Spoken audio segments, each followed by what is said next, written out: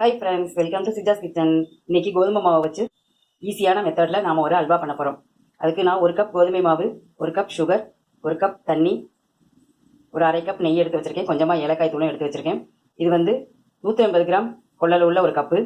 நீங்கள் எந்த கப்பில் எடுக்கீங்களோ எல்லாமே ஒரே கப்பாக எடுத்துக்கோங்க. டம்ளர் அளவில் எடுத்தால் டம்ளர் அளவில் ஒரே டம்ளராக எடுத்துக்கோங்க. ஒரு கடாயில் நாம் எடுத்து வச்ச நெய்யை சேர்த்துருக்கேன். அதில் கொஞ்சமாக முந்திரியும் வறுத்து எடுத்துகிட்டு இப்போ இதில் இந்த கோதுமை மாவை சேர்த்துக்கலாம்.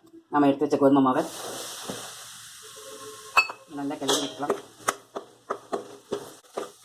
அடுப்பை மீடியம் ஃப்ளேம்லேயே வச்சுக்கோங்க.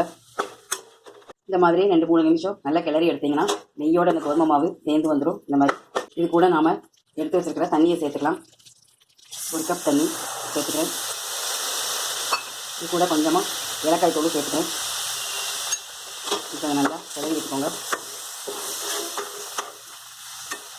தண்ணி உடனே இந்த மாவில் நல்லா இழுத்து வந்துட்டு பாருங்கள். இப்போ இது கூட நாம் எடுத்து வச்சுருக்கிற சுகரையும் சேர்த்துக்கலாம்.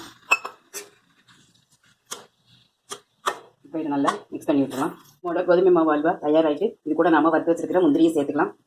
இப்போ இதை நல்லா மிக்ஸ் பண்ணி விட்டுலாம். இது பாத்திரத்தில் ஒட்டாமல் வந்துட்டு இது வந்து செய்கிறதுக்கு ரொம்ப ஈஸி, சாப்பிட்றதுக்கும் ரொம்ப டேஸ்ட்டாக இருக்கும். நம்ம இதுக்கு பால் எடுக்க வேண்டாம், வேறு ஒன்றுமே செய்ய வேண்டாம். டக்குன்னு உங்களுக்கு நெய் வீட்டில் இருந்து கோதுமை மாவு இருந்ததுன்னா ஸ்வீட் சாப்பிடணும்னு ஆசை வந்தால் இந்த அல்வாவை செஞ்சு நீங்கள் சாப்பிட்றலாம்.